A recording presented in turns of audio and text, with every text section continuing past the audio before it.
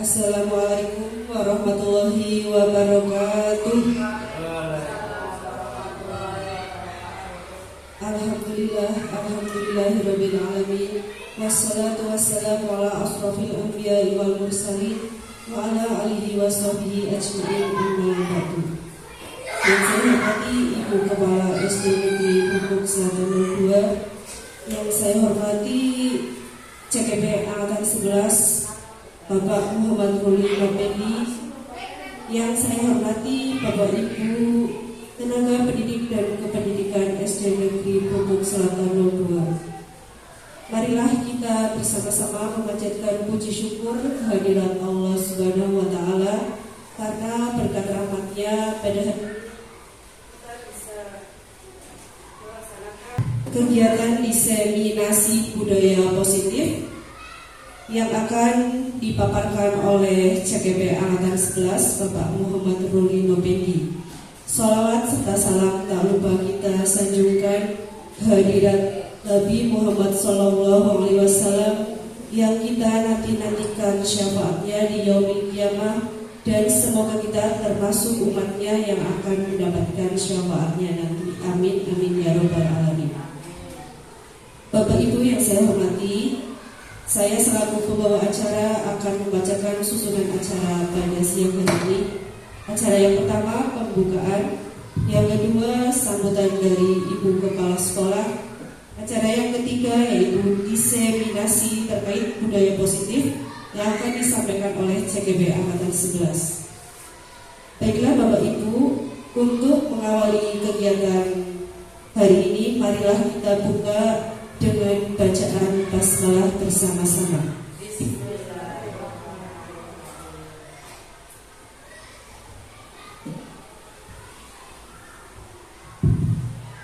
Terima kasih atas pembacaan basmalahnya. Semoga acara bisa berjalan dengan lancar. Amin amin ya rabbal alamin. Untuk acara selanjutnya yaitu sambutan yang akan disampaikan oleh Ibu Kepala SD Negeri Pupuk Selatan 02 kepada Ibu Rohmiyati, dipersilakan.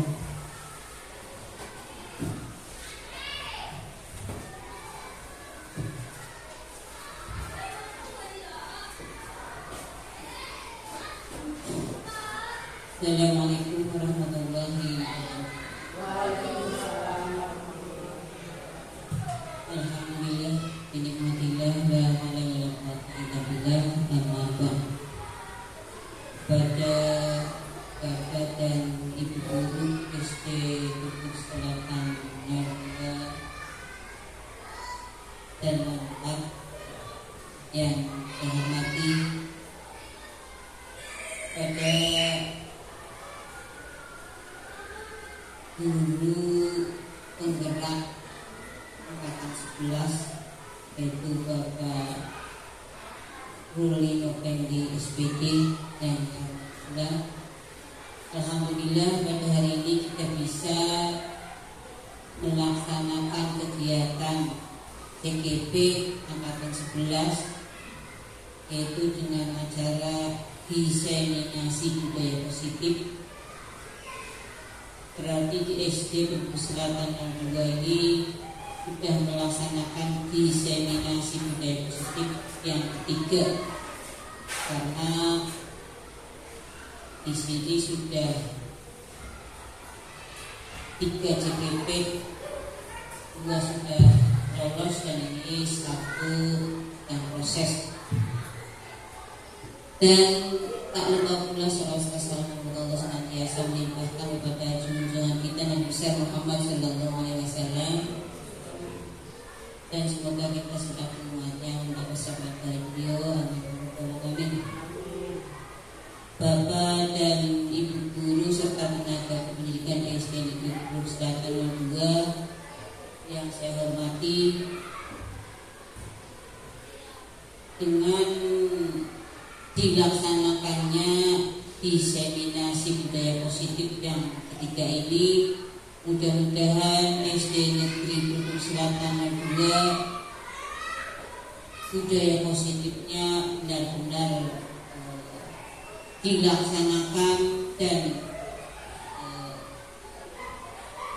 berpengaruh kepada siswa-siswi SD Perpustakaan Kedua, karena tentunya di sini setelah diseminasi budaya positif yang ketiga sudah benar-benar kita bidik, kita olah, dan kita sampaikan ke atau kita laksanakan ke siswa-siswi SD Perpustakaan Kedua dan juga kepada tenaga pendidik dan pendidikannya ikut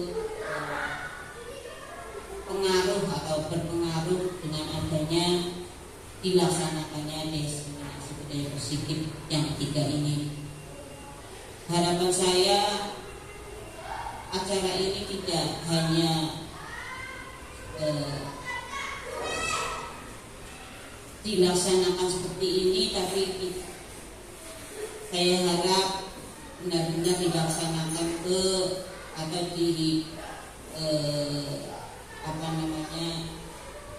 disalurkan atau dilaksanakan ke siswa-siswi atau ke tenaga pendidik dan pendidikan yang ada di SD Negeri Perpustakaan Kedua atau di keluarga SD Negeri Perpustakaan Kedua, sehingga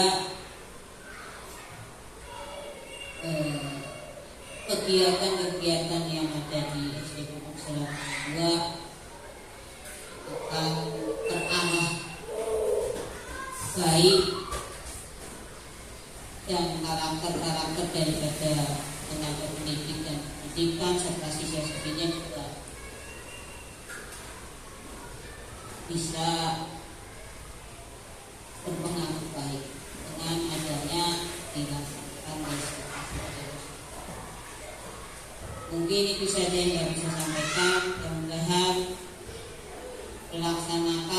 pelaksanaan diseminasi budaya positif ini berjalan dengan lancar dan bisa berpengaruh positif terhadap keluarga SD. Dan saja Allahumma barik. Wassalamualaikum warahmatullahi wabarakatuh.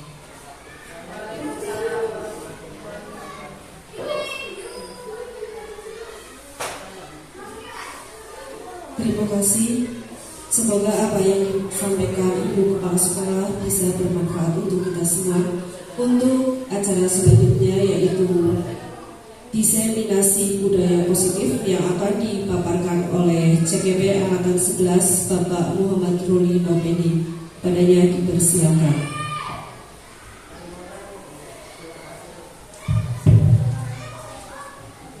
Bismillahirrahmanirrahim. Assalamualaikum warahmatullahi wabarakatuh. Alhamdulillahirrahmanirrahim. Wassalatu wassalamu ala asyrofil anbiya'i wal mursalin wa ala alihi wa sahbihi ajma'in. Hasbukum bil halil qayyum alladzi la yamutu abada wa damu ruswa bi alfi alila.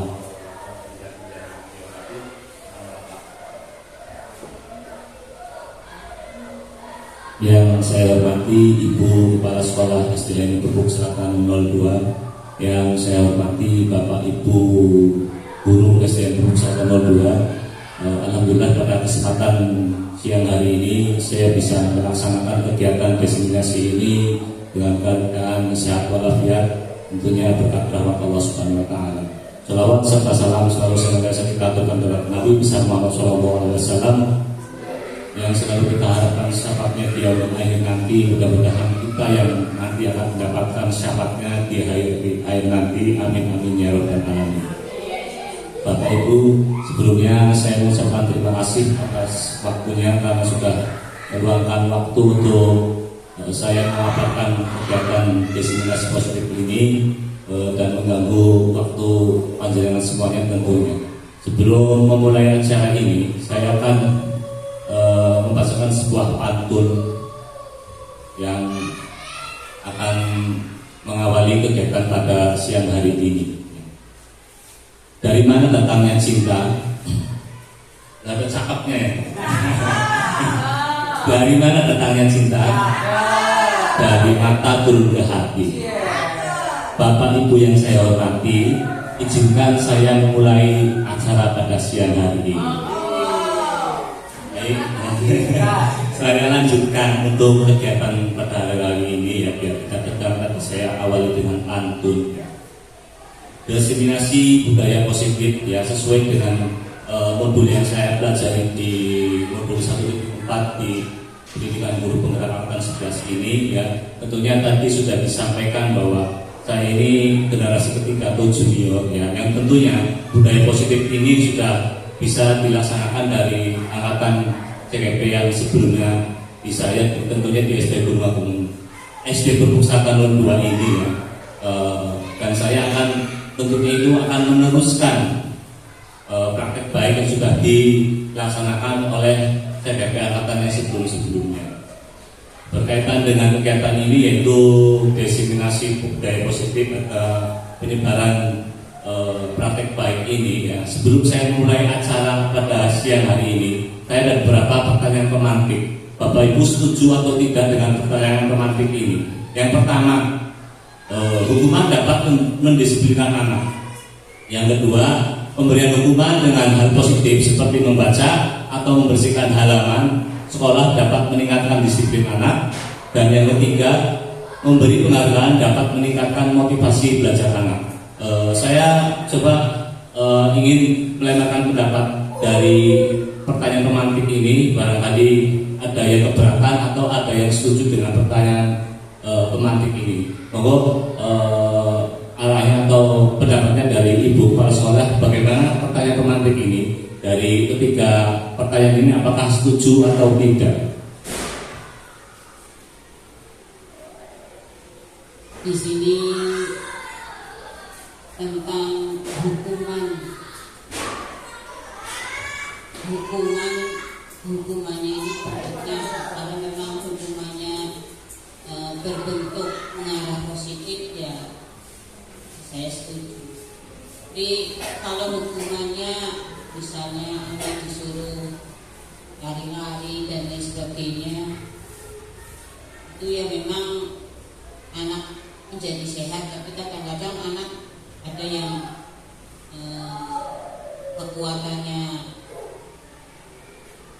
tidak sesuai.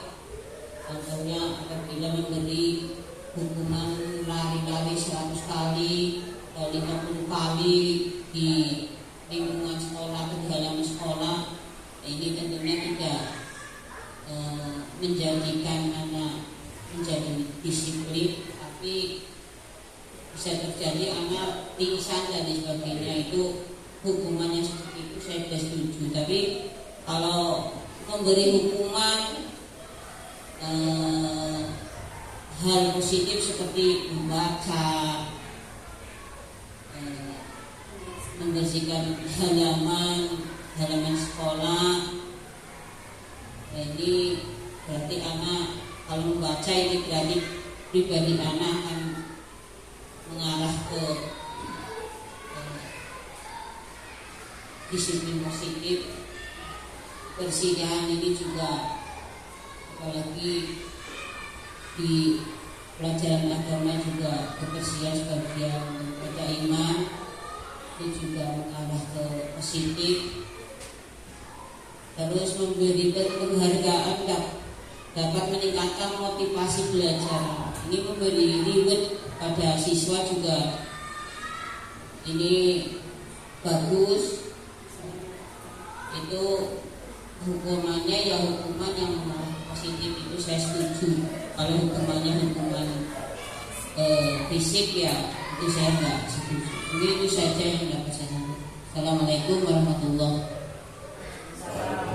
wabarakatuh. Terima kasih atas pendapatnya. Kalau bisa saya menarik kesimpulan dari pendapat Ibu Kepala Sekolah, berarti artinya setuju memberikan hukuman, tapi hukuman itu yang memang mengarah ke positif agar meningkatkan motivasi anak untuk berkembang ke kompetensinya.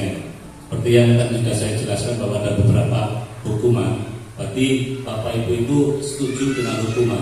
Artinya hukumannya tidak mengarah ke fisik seperti mungkin itu adalah warisan zaman kolonial ya. Kalau zaman dulu anak-anak disuruh untuk lari, untuk mikul untuk di strap ya, jalan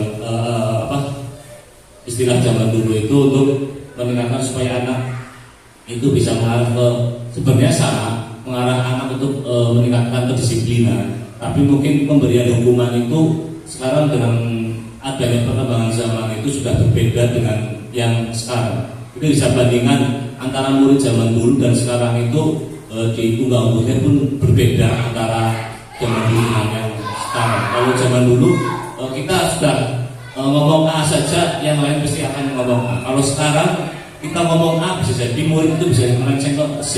Yang artinya pemberian hukuman itu bisa dilaksanakan, tapi kegiatan pemberian hukuman itu yang bisa mengarahkan ke kegiatan positif ya. Kembali ke ini, apa sih budaya positif itu ya?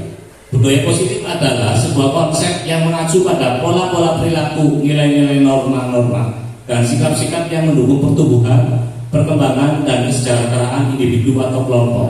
Budaya positif dapat terbentuk melalui interaksi antara individu dengan lingkungannya, serta dapat dipengaruhi oleh faktor-faktor seperti pendidikan, agama, tradisi, dan sejarah. Tadi sudah disinggung, mungkin seperti pemberian hukuman untuk meningkatkan kompetisi di bidang agama, anak-anak disuruh untuk membaca surat pendek, atau mungkin bisa menuliskan sholawat, atau bisa dalam bentuk hukuman yang lain. Konsep inti dari budaya positif yang pertama yaitu perubahan paradigma belajar. Yang kedua, disiplin positif dan nilai-nilai kebajikan. Yang ketiga, motivasi perilaku manusia. Yang keempat, kebutuhan dasar manusia. Yang kelima, posisi kontrol guru. Yang keenam, mengacu kepada keyakinan kelas, dan mengerucut pada yang ketujuh yaitu segitiga restitusi. Perubahan paradigma. Ya, sebelum melanjutkan kembali, ya ini ada kegiatan kepalan tangan ya. Ini ada contoh, ada A dan B. Misalkan di sini baiknya dengan Bu Rohmi ya. Sobat kelas cari kertas kecil, tuliskan benda atau sesuatu yang sangat berharga untuk Anda. Letakkan di salah satu tangan Anda dan genggam benda atau sesuatu tersebut dengan segala daya. Buatlah sebuah kepalan. Misalkan Bu Rohmi menuliskan sesuatu yang sangat berharga. Mbak Ina nggak perlu tahu apa itu sesuatu yang berharga itu ya. Kemudian Mbak Ina itu berusaha untuk mencoba sekuat tenaga dengan berbagai cara, dengan cara meminta, memberikan benda tersebut, bisa dengan cara membujuk, merayu, atau menghancam atau menghardik, bisa menyuap apa saja agar dapat membawa kepalan tangan tersebut. Apakah Bu Rohmi bisa memberikan itu dengan cuma-cuma? Misalkan kegiatan, saya contohkan kegiatan menulis sesuatu yang sangat berharga, tentunya dengan itu apa yang terjadi, tidak mungkin Bu Rohmi itu memberikan sesuatu berharga itu secara cuma-cuma kepada Mbak Ina. Berusaha mempertahankannya, dan Mbak Ina pun akan berusaha merayu agar apa yang ditulis dalam hidupnya Bu Rohmi yang sangat berharga itu, atau yang dipunyai itu, supaya diraih. Itu salah satu contoh tentang perubahan paradigma ya. Next, Pak. Perubahan paradigma atau teori kontrol, pilihan atau ilustrasi kontrol. Yang pertama, guru mengontrol murid. Terus yang kedua, ilusi bahwa kritik dan membuat orang merasa bersalah dapat menguatkan karakter. Yang ketiga, ilusi bahwa semua penguatan positif efektif dan pastinya bermanfaat. Dan yang terakhir, ilusi bahwa orang dewasa memiliki hak untuk memaksa. Tadi yang sudah saya sampaikan, saya contohkan tentang sesuatu yang berharga tidak akan mungkin bisa dikasihkan kepada sembarang orang. Walaupun dengan daya upaya apa saja Mbak Ina merebut dengan segala sesuatunya, tentunya Bu Rohmi juga akan mempertahankan, karena itu adalah sesuatu yang sangat berharga di hidupnya. Next, Pak. Perubahan paradigma stimulus respon teori kontrol atau teori pilihan. Siapa sih ya sesungguhnya yang memiliki kontrol? Di sini saya memiliki dua tabel, stimulus kontrol, stimulus respon, dan teori kontrol atau pilihan. Tabel yang pertama, kita mencoba mengubah orang agar berpandangan sama dengan kita. tapi pilihannya bisa kita berusaha memahami pandangan orang lain tentang dunia. Yang kedua, perilaku buruk dilihat sebagai suatu kesalahan. Teori kontrolnya yaitu semua perilaku memiliki tujuan.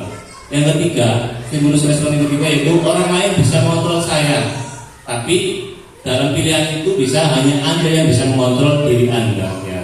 Kemudian saya bisa mengontrol orang lain. Pilihannya Anda tidak bisa mengontrol orang lain. Ya. Kemudian pemaksaan ada pada saat tujuan gagal. Ini yang bisa dikatakan kolaborasi atau konsensus yang menciptakan pilihan-pilihan baru. Dengan adanya kolaborasi kita bisa menjadikan pilihan-pilihan yang baru atau rencana-rencana yang akan baru. Terus kemudian yang terakhir, model berpikir menang atau kalah. Ini ada pilihannya, model berpikir menang, menang, dan menang. Tapi kan ekspektasinya tidak mungkin menang. Kadang-kadang kita bisa berekspektasi menang ternyata kalah. Pembelajaran dengan paradigma baru. Ya, pembelajaran menurut Ki Hajar Dewantara adalah menuntut segala kodrat yang ada pada anak-anak agar mereka mencapai keselamatan dan kebahagiaan yang setinggi-tingginya, baik sebagai manusia maupun sebagai anggota masyarakat. Itu Dewantara ditulis tahun 1936. Ya, tentunya sesuai dengan profil pelajar Pancasila, pembelajaran dengan paradigma baru ini. Next. Dalam mendidik pembelajaran paradigma baru ya, peran guru menurut Ki Hajar Dewantara. Pendidik adalah tempat persemaian segala benih-benih kebudayaan yang hidup dalam masyarakat kebangsaan. Ki Hajar Dewantara itu mengibaratkan peran guru atau pendidik itu ibarat seorang petani. Petani itu kan merawat ya, merawat, menanam dari mulai menyemai benih padi itu sampai menjadi suatu padi atau beras yang unggulan. Itu tentunya harus dengan hati, tentunya harus dengan perawatan yang rutin. Sama juga seperti kita mendidik anak itu, kalau kita dengan cinta kasih ya, dengan ketulusan hati, seorang anak yang tadinya tidak bisa membaca sampai dengan 6 tahun dididik di SD ini akan menjadi siswa unggulan yang tentunya bisa mengharumkan nama sekolah dan orang tuanya. Next. Pandangan Ki Hajar Dewantara mengenai tadi itu diibaratkan olehnya seperti anak atau murid yang tadi sudah saya sampaikan dalam melaksanakan pendidikan. Ibarat petani sebagai guru yang menyebarkan benih atau bibit padi, tidak bisa memaksakan tanaman padi itu menjadi tanaman lainnya. Kalau kita nanam padi tentunya akan tumbuh padi ya. Meskipun dalam perjalanannya nanam padi itu boleh suka teki ya. Itu satu tantangan dalam hidup ya. Dalam kita menanam padi sekarang, contohkan kita menanam padi ada yang tumbuh lagi, tapi hanya itu adalah suatu hambatan yang tentunya dalam pendidikan itu bisa kita terjang dengan cara-cara yang kita miliki.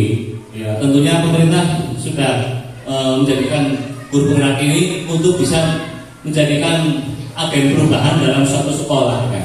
Lalu pembelajaran salah satu tanggung jawab guru dalam menciptakan lingkungan yang positif ini terdiri atas warga sekolah saling mendukung ya, dengan adanya kolaborasi antara rekan guru, antara guru dengan kepala sekolah, saling bekerja sama, belajar sehingga tercipta kebiasaan baik akan menjadi karakter baik. Pada akhirnya karakter baik pada warga sekolah ini melahirkan kegiatan yang namanya budaya positif ya. Kita melanjutkan ke budaya positif langsung ke disiplin positif. Disiplin itu berasal dari kata disiplina yang artinya belajar. Disiplin mengacu pada disiplin diri yang memiliki tanggung jawab terhadap apa yang dilakukannya berdasarkan nilai-nilai yang diyakini. Disiplin positif merupakan salah satu cara penerapan disiplin yang bertujuan untuk menumbuhkan kesadaran serta memberdayakan murid tanpa imbalan, penghargaan atau hukuman. Kemudian next Pak. Ini contoh-contoh disiplin positif ya, yang sudah kita laksanakan yang tadi saya sudah sampaikan. Kegiatan itu sudah berjalan dari mulai berdirinya sekolah ini, tapi sesuai menyesuaikan dengan perkembangan zaman yang sudah kita lakukan. Contoh anak menjadi petugas upacara atau mengikuti kegiatan upacara itu termasuk juga kegiatan pembelajaran disiplin, belajar mandiri ya. Ketika misalkan dengan terpaksa saat ini guru harus melaksanakan kegiatan disiplinasi, murid tinggal tapi sudah dikasih tugas murid-murid untuk bisa belajar mandiri. Kemudian mengikuti kegiatan ekstrakurikuler yang ada di sekolah ini, ada pramuka, ada drum band, itu juga suatu kegiatan proses melaksanakan disiplin positif. Nilai-nilai kebajikan dalam disiplin positif ya. Nilai kebajikannya adalah sifat-sifat manusia, positif manusia yang merupakan tujuan mulia yang ingin dicapai setiap individu. Nilai-nilai tersebut bersifat universal dan lintas bahasa, suku, bahasa, agama maupun latar belakang. Setiap perilaku atau perbuatan memiliki suatu tujuan. Dr. William Pasar pada tahun 1984. Dengan mengaitkan nilai-nilai kebajikan yang diyakini seseorang, maka motivasi intrinsiknya akan terbangun sehingga menggerakkan motivasi dari dalam untuk dapat mencapai tujuan mulia yang diinginkan. Nilai-nilai kebajikan yang ingin dicapai oleh setiap anak Indonesia itu kita kenal dengan profil pelajar Pancasila dengan dimensi-dimensinya yang sudah sering kita kenal. Pelajar Pancasila beriman dan bertakwa pada Tuhan Yang Esa dan berakhlak mulia, berkebinekaan global, gotong royong mandiri, kreatif dan bernalar kritis. Itu suatu dimensi dalam profil pelajar Pancasila ya, yang sudah kita gaungkan dalam kurikulum merdeka ini.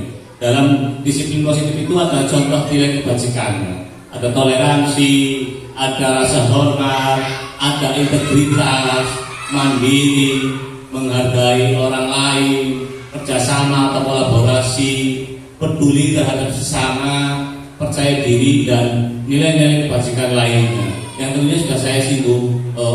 Sekarang kita coba melihat dan merenungi video yang sudah saya suguhkan agar nanti panjenengan bisa berpendapat dengan video yang saya suguhkan ini. Next. Hari ketiga kemarin saya tidak masuk sekolah.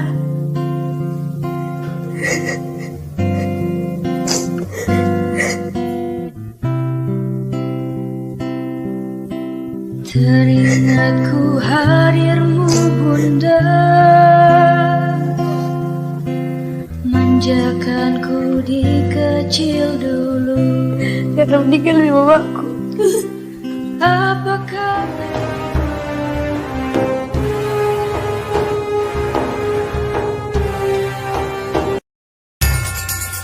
Ibu sudah pernah bilang kan sama kalian semua, kalau ibu sengaja mengambil jam pertama untuk mata pelajarannya ibu, untuk melatih kalian disiplin. Kalian tahu kan peraturannya ibu? Kalau ibu tidak akan mulai pelajaran kalau masih ada yang terlambat. Kalian ini apakah? Hah? Dari yang mau dengar kah? Kenapa masih ada yang terlambat? Kaila mana? Kaila di mana? Pokoknya ibu sudah bilang, ibu tidak akan mulai pelajaran kalau ada yang... Maaf kak, terlambat. Kaila, sini kok.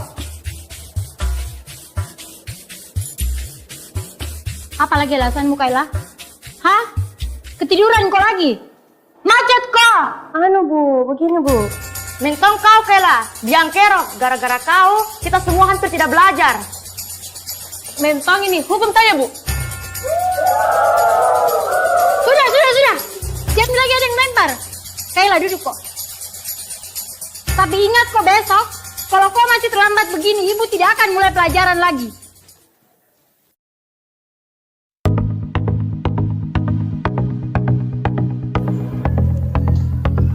Selamat pagi anak-anak. Pagi, Bu. Betul-betul ini Kaila, Dik. Tidak ada tobat-tobatnya. Kemarin sudah dilempari nih gara-gara terlambat masuk kelas. Ada yang tahu kemana Kaila? Assalamualaikum bu. Maaf kak, terlambat. Tidak usah banyak alasanmu. Berdiri ke depan. Sepanjang pelajarannya ibu hari ini, kau berdiri terus di depan. Dede terlambat miseng.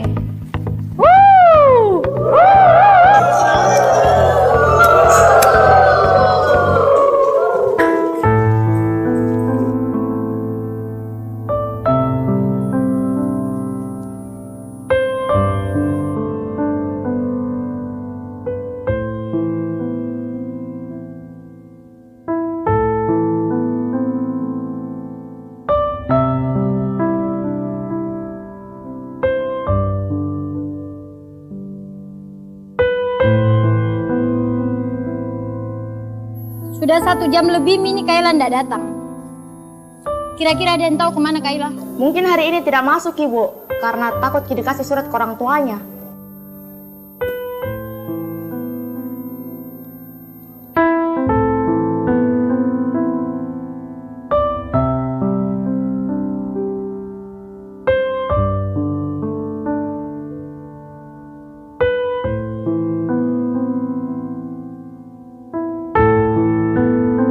Pagi anak-anak.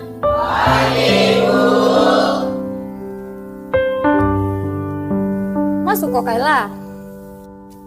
Udah terlambat mau kok lagi. Kaila ke depan kok. Kenapa Bu? Berdiri kok di situ. Hari ini saya kan udah terlambat Bu, tapi kenapa saya tetap dihukum? Kok ndak masuk toh kemarin? Sekarang jelaskan kok kepada kita semua di sini, kenapa kok selalu terlambat dan malah kemarin kok ndak masuk? Kaila, jelaskan kok. Bicara kok. Kaila. Maafkan Kak teman-teman, karena gara-gara saya kalian semua nggak belajar. Hari pertama saya terlambat karena mamaku demam berdarah.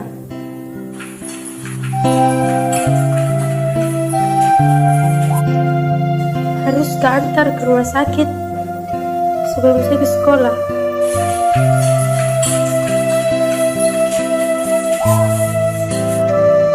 Hari kedua saya terlambat ke sekolah karena harus ke rumah sakit.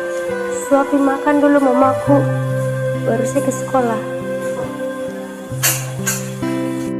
Hari ketiga kemarin, saya tidak masuk sekolah.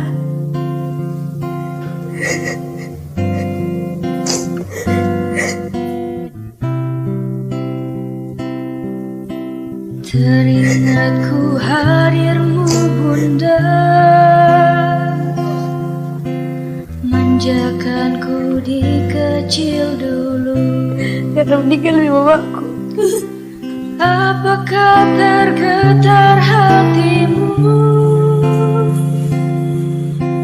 Di sini anakmu terjatuh. Tak ada tempatku mengadu.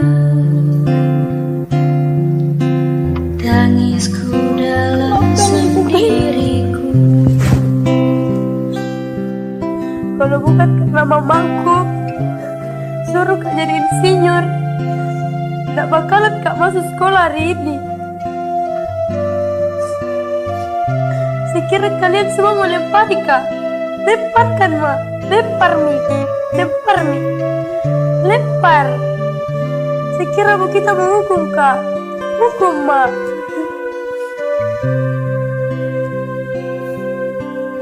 Apakah tergetar hatimu? Di sini anakmu terjatuh. Rinduku hadir. Baik ya, tadi sudah panjenengan semuanya melihat atau menonton video tentang kasus anak yang setiap hari berangkat telat, tapi dia punya beberapa alasan. Saya meminta pendapatnya Pak Jenderal, mungkin yang dari pertama Pak Ali untuk bisa memberikan pendapatnya. Terima kasih atas waktunya.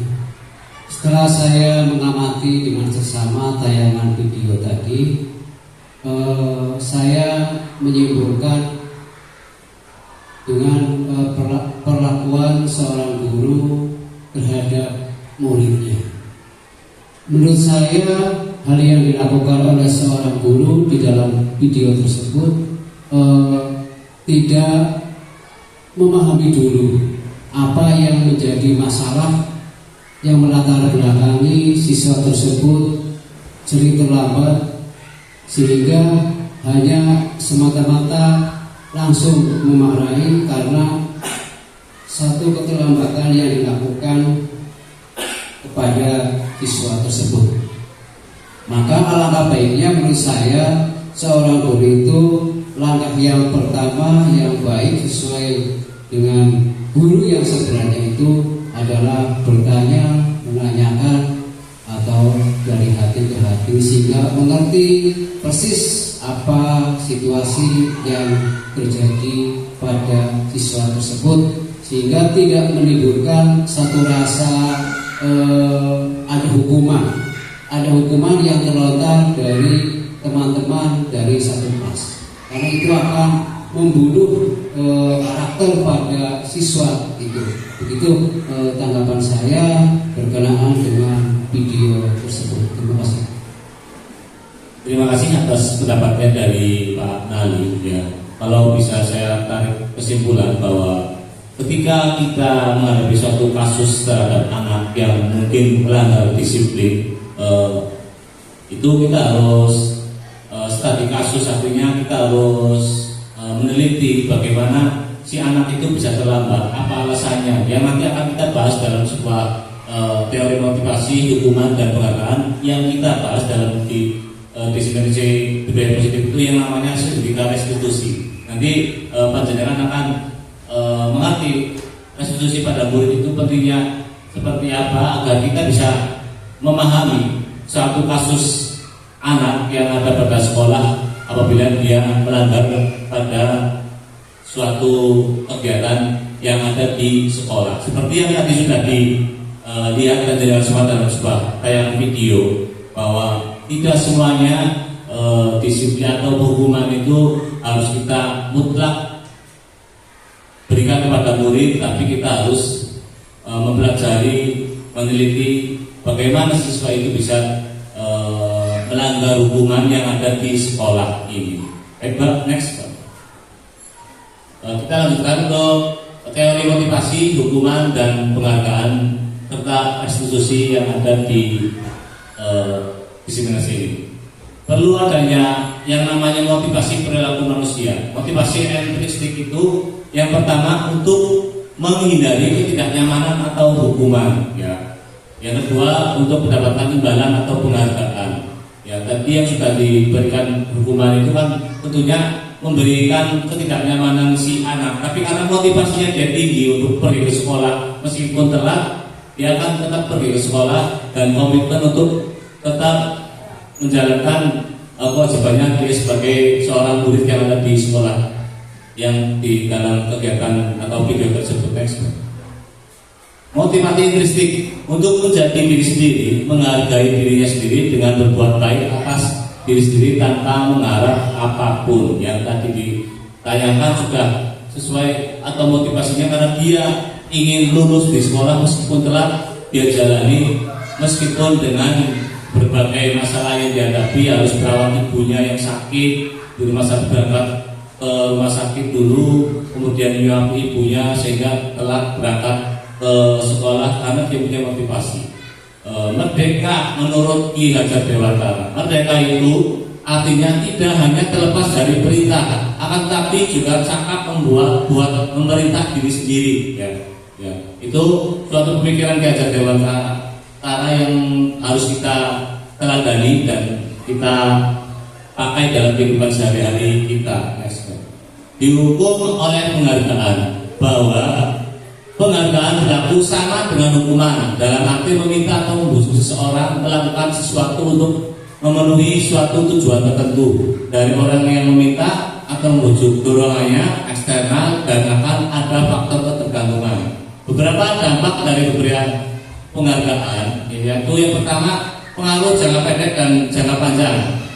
Ada penghargaan mengukur, kemudian penghargaan mengurai ketepatan, penghargaan tidak efektif, dan penghargaan merusak hubungan. Penghargaan menurunkan kualitas, kemudian penghargaan mematikan kredibilitas, dan ada juga penghargaan mengurangi motivasi intristik. Bentuk program kebajikan atau apresiasi. Dalam memberikan apresiasi atau pengakuan, perlu diingat ada beberapa hal. Yang pertama, perlu pengakuan secara khusus. Kita mungkin akan memberikan pengakuan atau pengakuan kepada murid secara khusus. Kemudian yang kedua, pengakuan secara pribadi. Kita bisa ngobrol dari hati ke hati, pada murid kita 4 mata bisa. Terus kemudian yang ketiga, beri pengakuan pada semua murid bergantian di hadapan muridnya. Kita berikan pengakuan bahwa dia mungkin murid yang terbaik, atau ketika anak yang melanggar pun jangan diberikan atau direndahkan murid di depan teman yang lainnya. Kemudian beri pengakuan secara konsisten, mungkin dengan di alam cara bahasa ini untuk pada murid, sing akhirnya memotivasi murid itu bisa berbuat lebih baik lagi. Dan yang terakhir, fokus pada proses. Ketika ada suatu kasus, kita fokus pada proses tersebut. Contoh pengakuan atau apresiasi kebajikan. Yang pertama, ada tabel, 3 tabel yang ini membuka nilai kebajikan dan situasi. Contoh pembukanya, kemarin saya perhatikan kamu seperti ini, kenapa? Nilai kebajikan dalam ini yaitu rasa empati besar sekali. Situasinya pada saat menolong murid baru di kelas kita. Terus ada juga kalimat pembuka, saya menghargai usahanya kalian untuk memberikan yang terbaik untuk sekolah. Itu adalah nilai kebajikannya, yaitu kepedulian. Situasinya bisa saat pada membantu teman-teman di tugas kelompok. Nah, terima kasih untuk semua yang sudah dilakukan. Itu adalah kalimat pembukanya. Itu adalah nilai kebajikannya, rasa tanggung jawab. Situasinya pada saat memungut kertas misalkan di lantai, itu bisa kita ucapkan terima kasih. Sekarang ada tugas perbedaan hukuman dari konsekuensi ya. Tindakan guru ini bisa hukuman atau konsekuensi menurut pelajaran. Yang pertama, mencatat 100 kali di dalam buku kalimat, saya tidak akan terlambat lagi karena terlambat ke sekolah. Itu menurut pelajaran hukuman atau konsekuensi? Konsekuensi. Yang pertama, boleh berpendapat konsekuensi, boleh hukuman. Yang kedua, lari mengelilingi lapangan basket 2 kali karena terlambat dari di sekolah. Itu hukuman atau konsekuensi? Hukuman ya. Yang ketiga, murid diminta untuk push up 15 kali. Hukuman ya. Kemudian yang berikutnya, menggantikan kertas tugas teman yang dicoret-coret. Konsekuensi ya. Terus membersihkan tumpahan air di meja tulis karena tersenggol pada saat belajar. Konsekuensi ya. Murid disuruh untuk mengenakan sepatu seharian di sekolah karena tidak menggunakan sepatu hitam. Hukuman ya. Terus lari mengelilingi lapangan basket 2 kali karena terlambat 10 menit untuk pelajaran BCOA. Hukuman. Coba next kita perhatikan dengan ini. Oke. Yang pertama, mencatat 100 kali dalam buku kalimat saya tidak terlambat lagi, itu adalah suatu hukuman. Ya, beda antara hukuman dengan konsekuensi ya. Kalau hukuman memang yang sudah menjadi aturan dalam sekolah, ketika melanggar aturan itu akan diberi hukuman. Konsekuensi itu bisa sebagai pengganti ya, bisa pengganti. Misalkan ini menggantikan kertas teman yang dicoret-coret ya. Konsekuensinya ketika kita sudah mencoret-coret itu ada tanggung jawab, konsekuensi itu menjadikan atau untuk bertanggung jawab untuk menggantinya. Next Pak. Perbedaan hukuman dan konsekuensi ya. Yang pertama, hukuman itu sesuatu yang menyakitkan harus terjadi ya. Kalau konsekuensi itu sesuatu harus terjadi. Kalau membuat anak sakit atau fisik maupun hati untuk jangka waktu lama itu termasuk hukuman. Kalau konsekuensi membuat anak tidak nyaman dalam jangka waktu pendek. Berikutnya, anak membenci kedisiplinan itu termasuk hukuman. Kalau konsekuensinya anak menghargai disiplin. Hukuman itu paksaan ya yang harus dijalani. Tapi konsekuensi bisa stimulus atau tanggapan. Terus mendorong anak menyakiti diri sendiri itu termasuk hukuman. Konsekuensinya mendorong anak akan juga menyesuaikan diri. Kemudian konsep diri yang buruk itu termasuk hukuman. Konsekuensinya konsep diri yang baik. Terus anak belajar untuk menyembunyikan kesalahan itu termasuk hukuman. Kalau konsekuensinya anak belajar untuk mematuhi peraturan. Terus yang termasuk hukuman terakhir yaitu arah rasa bersalah, dipermalukan, merasa tak dihargai, itu termasuk hukuman. Kalau konsekuensi itu kehilangan hak, dibuat tidak nyaman, diasingkan untuk sementara atau time out ya. Oke, next Pak. Kebutuhan dasar manusia ya.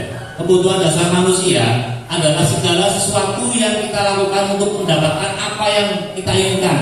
Semua tindakan yang kita lakukan memiliki tujuan tertentu dan semua usaha terbaik yang kita lakukan adalah dalam rangka agar kebutuhan dasar kita terpenuhi. Seperti ada kebutuhan dasar manusia. Kebutuhan dasar manusia itu tentunya kita bertahan hidup, yaitu makan, minum, kesehatan, dan tempat tinggal. Itu kebutuhan dasar yang utama. Kemudian yang kedua, kasih sayang dan rasa terima kasih, ya, dipedulikan, bekerjasama, diayomi. Ketika kita mungkin melaksanakan suatu pekerjaan, kalau dikasih empati atau dipedulikan, mungkin kita akan lebih termotivasi lagi untuk bekerja, ya. Kemudian penguasaan harga diri, memimpin, berprestasi, terus diakui oleh yang lain. Yang keempat, kebutuhan dasar yaitu kebebasan, bebas menentukan pilihannya sendiri, mandiri, ingin mencoba hal-hal yang baru, termasuk meningkatkan kompetisi. Itu adalah kebebasan untuk menentukan pilihannya. Dan yang terakhir, kebutuhan kesenangan, bermain dan bercanda, ya. Ketika kita bekerja tentunya perlu kesenangan, ya. Ada juga 5 posisi kontrol guru, ya. Yang pertama, sebagai penghukum, guru bisa menjadi seorang penghukum, ya. Yang kedua, guru itu bisa menjadi seorang pemantau terhadap murid-muridnya. Terus guru juga bisa menjadi seorang posisi kontrol pembuat rasa bersalah, ya. Guru bisa menjadi teman, dan guru bisa menjadi manajer. Itu yang namanya 5 posisi kontrol. Contoh penerapan posisi kontrol, ya. Kasus murid terlambat. Kita posisi kontrolnya menjadi seorang penghukum, yaitu terlambat lagi, pasti terlambat lagi, selalu datang terlambat, apa bisa datang tepat waktu. Itu kita kata-kata atau kalimat yang bisa kita ungkapkan pada murid ketika kita menjadi seorang posisi kontrol penghukum. Yang kedua yaitu posisi pembuat rasa bersalah kepada murid kita. Contoh, adik, kamu ini bagaimana, ya? Kamu sudah berjanji untuk dengan ibu tidak akan berulang lagi. Kenapa kamu senang sekali mengecewakan ibu, benar-benar kecewa sekali? Kita seolah-olah membuat rasa bersalah terhadap muridnya. Itu adalah posisi kontrol yang kedua, menjadi pembuat rasa bersalah. Terus posisi kontrol menjadi seorang teman terhadap murid-muridnya. Adik, ayolah, bagaimana sih kamu? Kemarin kamu sudah janji ke bapak, bukan? Kenapa terlambat lagi? Sambil terawarinya, diajak murid itu seperti teman sendiri. Dia sudah tidak apa-apa, duduk dulu sana, nanti Pak Guru bantu kamu ini, ya, sambil senyum-senyum. Tapi tujuan itu akan anak itu merasa seperti teman yang akhirnya malah minder dan ingin memperbaiki kesalahannya. Terus posisi kontrol berikutnya itu guru menjadi seorang pemantau. Contoh kalimatnya di sini, kamu sudah melanggar peraturan sekolah, kamu tahu konsekuensinya. Kamu Pak Guru hukum dulu, ya, setelah itu baru boleh mengikuti pelajaran. Itu menjadi seorang pemantau. Dan yang terakhir yaitu menjadi posisi kontrol manager, ya. Contohnya yaitu, apakah kamu tahu kesalahanmu? Kira-kira bagaimana cara untuk kamu memperbaiki kesalahanmu, ya. Seorang murid itu diajak untuk berpikir, ya, untuk mengembangkan atau introspeksi diri terhadap kesalahan-kesalahan yang sudah dilakukannya. Ada tuh kasih sini pernyataan, ya. Agak sedikit kasihan, ya. Ini ada beberapa contoh pernyataan, ya, yang perlu Bapak ini. Pernyataan ini siapa sih yang mengatakan? Yang pertama, saya kecewa sekali dengan kamu. Ini siapa yang mengatakan? Guru atau murid? Siapa? Mbak Ina? Guru, ya. Yang kedua, kamu tidak pernah benar-benar melakukannya. Guru, ya. Terus kemudian pernyataan yang ketiga, ayolah lakukan demi bapak atau ibu. Guru, ya. Apakah kamu mau mendapatkan stiker bintang hari ini? Itu satu reward, ya. Bagaimana kamu bisa menyelesaikan masalah ini? Dan yang terakhir, kamu selalu yang paling terakhir. Ini adalah siapa yang mengatakannya adalah guru sebagai 5 posisi kontrol yang sudah saya jelaskan tersebut, ya. Next, Bang. Ini, ya. Pernyataan-pernyataan yang tadi, ya, meskipun seorang guru, tapi yang pertama, saya sekali dengan kamu itu posisi kontrolnya menjadi pembuat orang yang merasa bersalah, ya. Kedua, yaitu guru menjadi seorang penghukum, ya. Kemudian yang ketiga, guru menjadi seorang teman. Terus berikutnya, guru menjadi seorang pemantau. dan guru menjadi seorang manajer, juga guru menjadi seorang penghukum yang tadi saya sebutkan adalah bisa menjadi 5 posisi kontrol. Berikutnya itu kan keyakinan kelas. Keyakinan itu nilai-nilai kebajikan universal yang disepakati secara tersirat dan tersurat, lepas dari latar belakang suku, negara, bahasa maupun agama. Nilai-nilai kebajikan bahwa menekankan pada keyakinan seseorang akan lebih memotivasi seseorang dari dalam. Seseorang akan lebih bergerak dan bersemangat untuk menjalankan keyakinannya daripada hanya sekedar mengikuti serangkaian peraturan tertulis tanpa makna. Ya. Keyakinan kelas dengan peraturan tertulis itu mungkin agak sedikit berbeda. Ya. Menurut itu demikian. Perlu mendengarkan dan memahami arti sesungguhnya tentang peraturan-peraturan yang diberikan. Apa nilai-nilai kebajikan di balik peraturan tersebut? Apa tujuan utamanya dan menjadi tidak tertarik atau takut sehingga hanya sekedar mengikuti serangkaian peraturan-peraturannya, mengatur mereka tanpa memahami tujuan mulianya. Next one. Mengapa tidak peraturan saja? Mengapa harus keyakinan kelas? Ya. Yang pertama, mengapa kita memiliki peraturan harus menggunakan helm bila mengendarai kendaraan roda 2? Pertanyaan yang kedua, mengapa kita memiliki peraturan 3M, menggunakan masker, mencuci tangan, dan menjaga jarak 1,5 meter?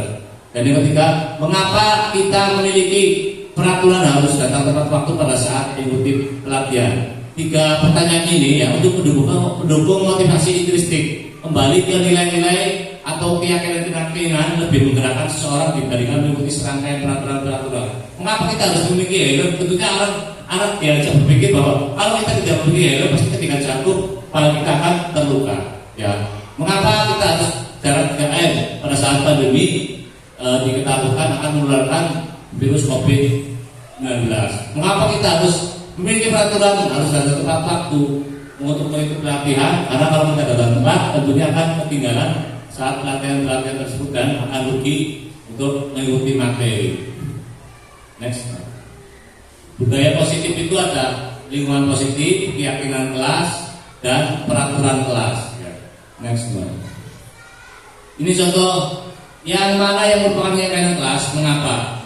Ini kesepakatan kelas ya. Datang tepat waktu, mengucapkan salam, kemudian menjaga kebersihan sekolah, terus ada aktif dalam pembelajaran, berdoa sebelum dan sudah pelajaran, dan tertib. Kesepakatan kelas ada kami guru dan murid yang saling menyayangi, kami murid yang semangat belajar, dan kami murid yang peduli dengan teman-teman. Next one.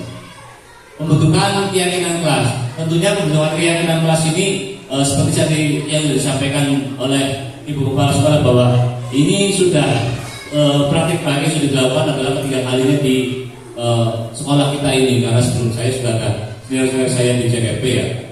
Tentunya sudah lebih dahulu memberikan konsep atau materi ini. Keyakinan kelas itu bersifat lebih abstrak daripada peraturan yang lebih rinci dan konkret. Keyakinan kelas itu berupa pernyataan universal.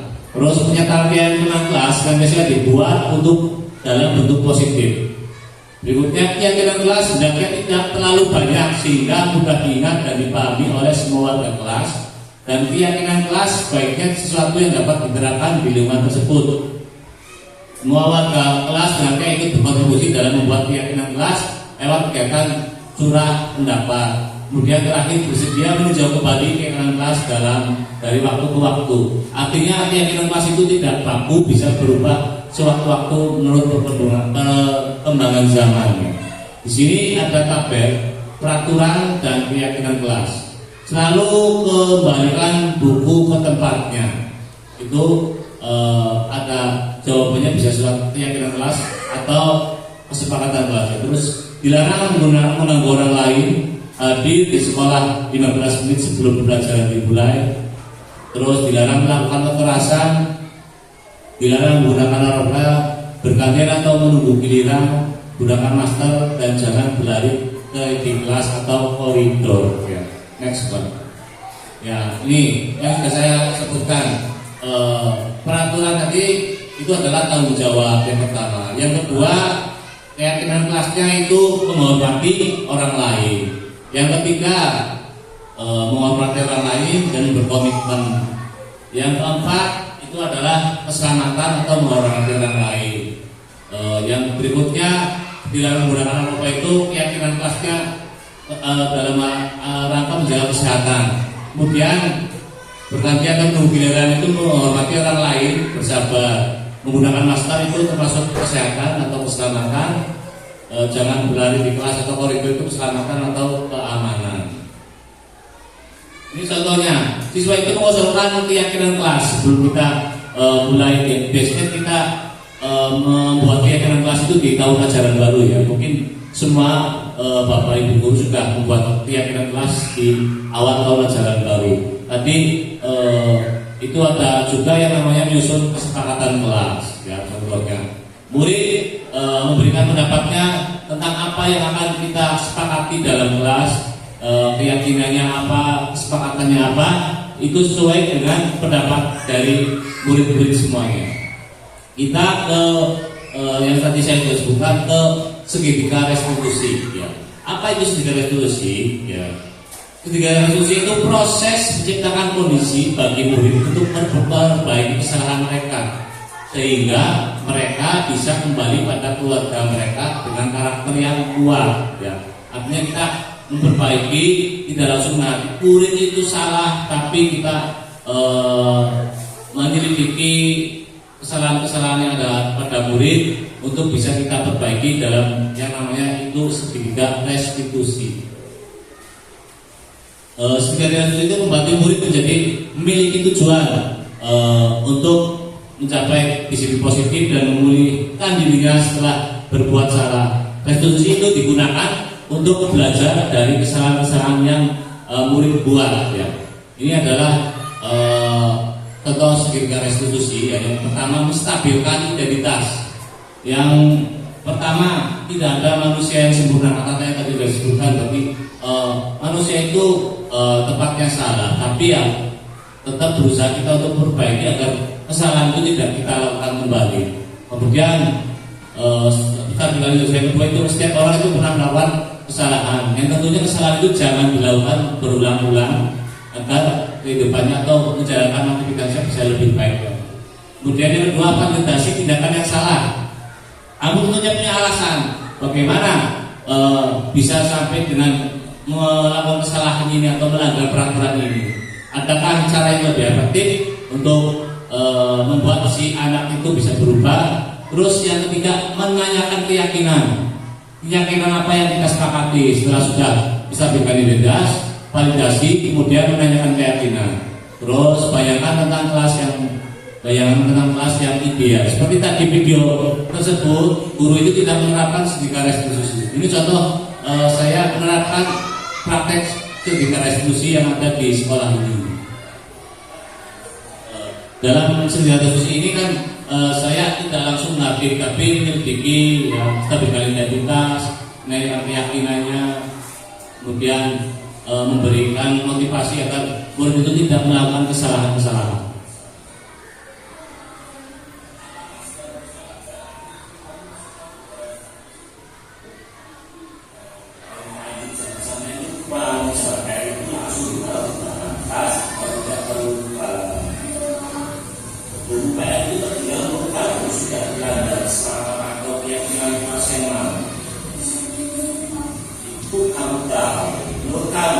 Bagaimana cara belajar keyakinan kelas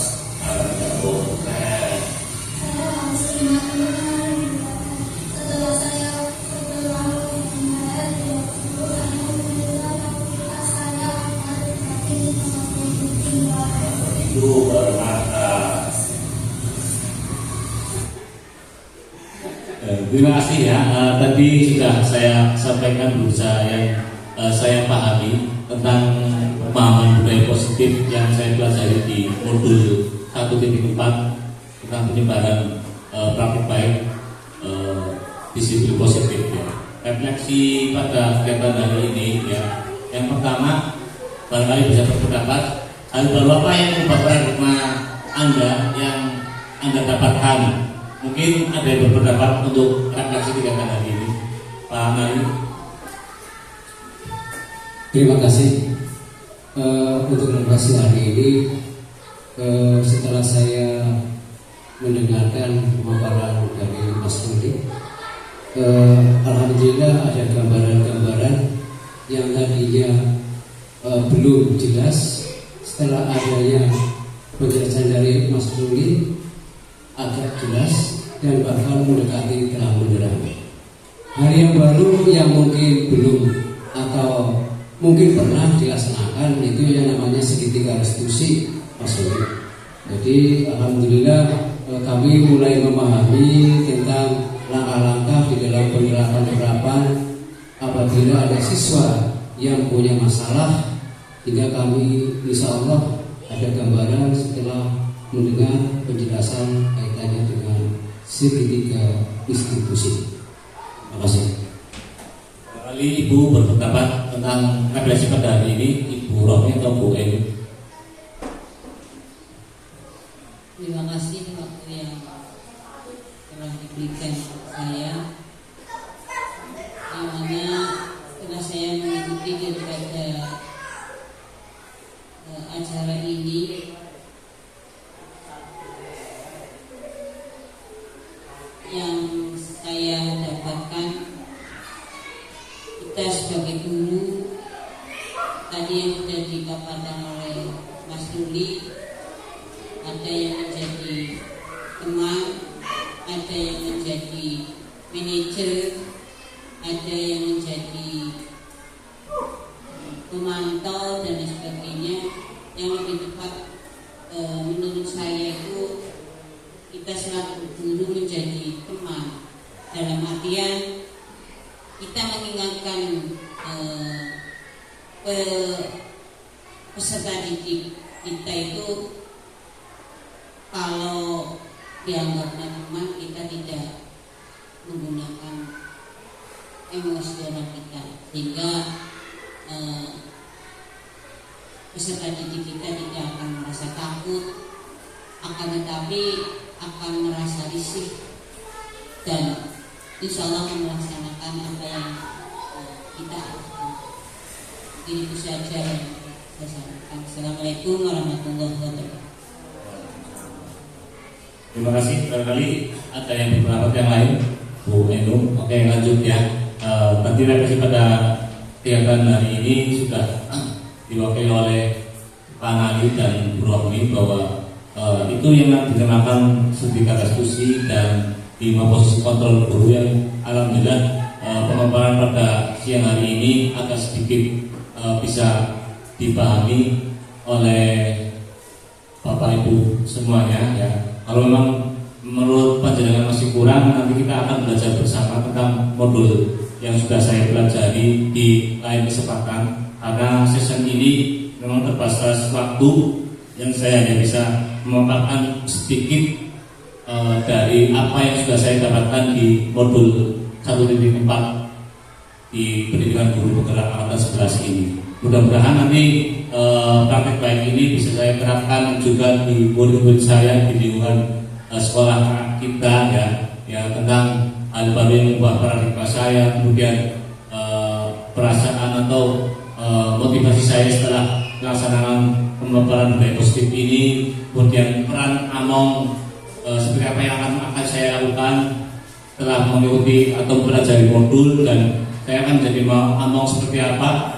Tentunya akan berpraktik menerapkan segitiga restitusi dan berperilaku atau menjalankan 5 peran posisi kontrol guru. Mungkin dari saya, pemaparan saya di disiplin positif ini saya lanjutkan sampai hari ini. Apabila masih kurang, tentunya saya pribadi sebagai manusia biasa banyak kekurangan, karena kesempurnaan itu hanya milik Allah. Untuk kegiatan pada siang hari ini saya suruhkan ayo kalam Allah berkata. Wassalamualaikum warahmatullahi wabarakatuh. Selanjutnya saya serahkan kepada pembawa acara.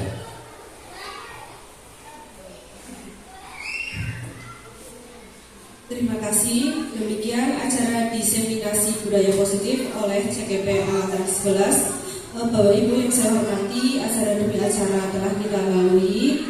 Saya selaku pembawa acara, selama membawakan acara tentunya banyak sekali kekurangan. Saya mohon maaf yang sebesar-besarnya. Marilah kita tutup acara hari ini dengan bacaan hamdalah. Alhamdulillahirabbil alamin. Sekian saya akhiri. Wassalamualaikum warahmatullahi wabarakatuh.